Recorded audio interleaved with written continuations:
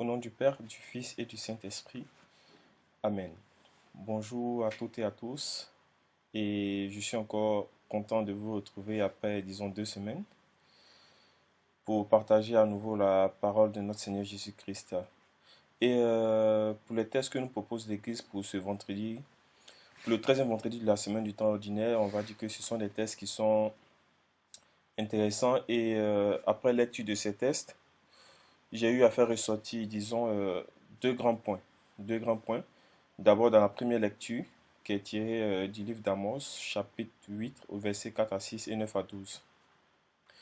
Dans ce premier chapitre-là, pour ceux qui vont le lire ou qui l'ont lu, on voit que le Seigneur Jésus-Christ nous envoie un message d'alerte, j'ai envie de dire, pour dire que ne soyons pas des personnes qui suivent pour suivre, dans le sens où si on lit bien entendu cette première lecture-là, on voit des gens qui, par exemple, ont tendance à dire ça nous arrive nous-mêmes à nous. Bon, je vais peut-être partir à l'église le dimanche pour que les gens disent que je parte à l'église.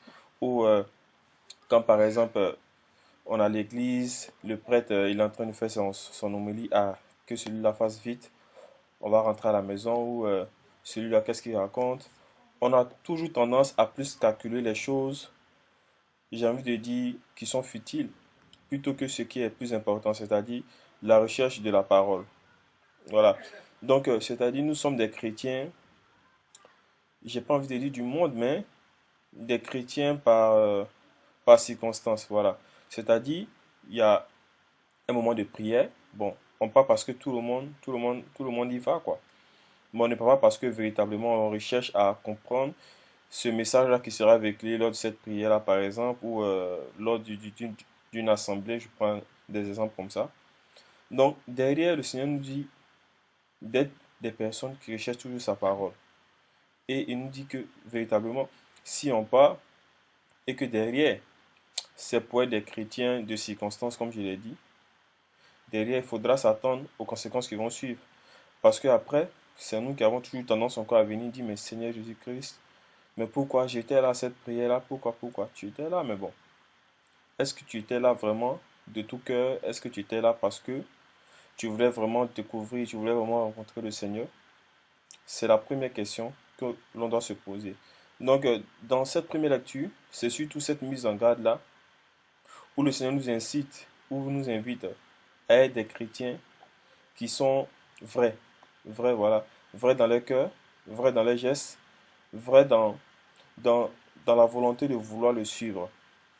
Et quand je pars un peu plus loin, quand on lit le psaume même le dit, heureux ceux qui gardent les exigences de Dieu.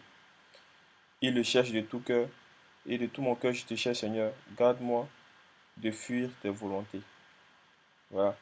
Il n'y a pas de raison qu'en voulant découvrir le Seigneur, voulant aller à sa rencontre, il ne se montre pas à nous. Il n'y a pas de raison pour que cela ne soit pas. Et quand on va un peu plus loin dans l'évangile, pour le deuxième message, le deuxième point, on voit le Seigneur Jésus-Christ qui s'approche de Matthieu, qui est un publicain, et qui l'invite à le suivre en lui disant, suis-moi, suis-moi. Alors, comme on a vu, les autres, pardon, les pharisiens ont commencé à le critiquer, mais pourquoi est-ce que celui-là c'est un publicain, celui-là comme ci, comme ça? Et justement, le point fort qui est là, c'est le Seigneur Jésus qui dit à Matthieu, suis-moi.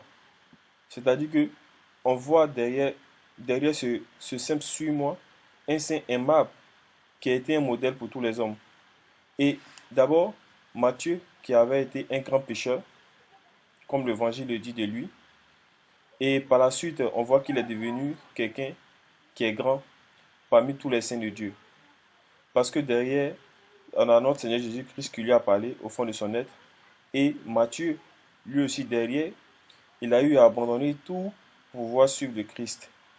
Donc, le Seigneur Jésus-Christ même l'a dit dans son évangile, je ne suis pas venu pour, voilà, pour les personnes bien portantes, mais je suis là justement pour les malades, pour ces personnes-là qui ont besoin.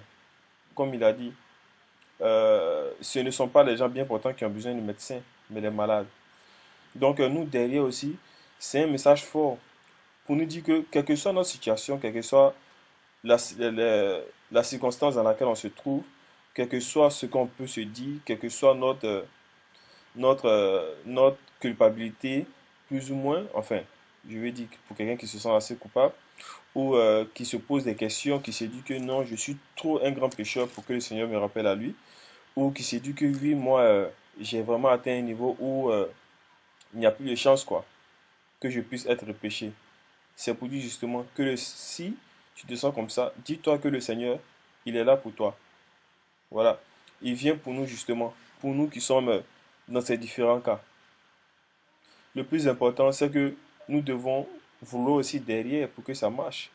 Le suivre véritablement, abandonner comme Matthieu toutes ces mauvaises choses que nous faisions auparavant et dire oui, Seigneur Jésus-Christ, nous voulons vraiment te suivre. Parce que déjà, suivre Dieu dans la vérité, et tout cela est possible.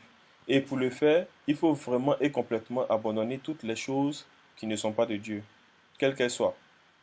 Parce que Dieu, il est amoureux des cœurs, il ne s'intéresse pas à ce qui est extérieur, mais il veut de nous une dévotion intérieure qui est vivante. Et cette dévotion a forcément en soi plus de vérité. Parce que c'est comme si on disait, oui, on fait des prières pour que le monde entier sache qu'on fasse, pardon, pour que le monde entier sache qu'on fait des prières.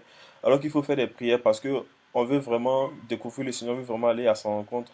Oui. Donc c'est surtout dans ce sens-là que nous, derrière, au-delà du geste du Seigneur qui nous rappelle à lui, qui nous demande de le suivre, que nous soyons aussi prêts à abandonner toutes ces choses-là qui ne lui font pas honneur. Voilà, donc si derrière nous, on a cette volonté-là, il n'y a pas de raison que ça ne marche pas. Donc, je ne veux pas être trop long. C'est le message que j'ai voulu vraiment partager avec vous. Donc, soyons prêts, nous, de notre côté, à vouloir suivre le Christ. Parce que à la base, par défaut, j'ai envie de dire, lui, il est toujours prêt à nous rappeler à lui. Donc, c'est à nous vraiment de le suivre de tout cœur, en étant vraiment sincère avec nous-mêmes, pour que, comme on le dit, la combinaison puisse marcher. Que le Seigneur nous bénisse et qu'il nous garde. Shalom.